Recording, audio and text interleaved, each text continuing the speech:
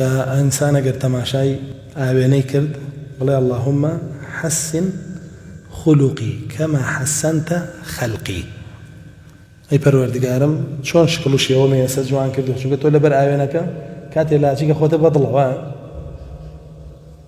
لو يا خوته بطلة لا شكلو شيء بيرنا دعاء قبل إخوان لا أخلاقي شا ما بوش يوم كخوته ده هل جرينجي بشكلو شيء كمان ناوش جرينجي بيبدا.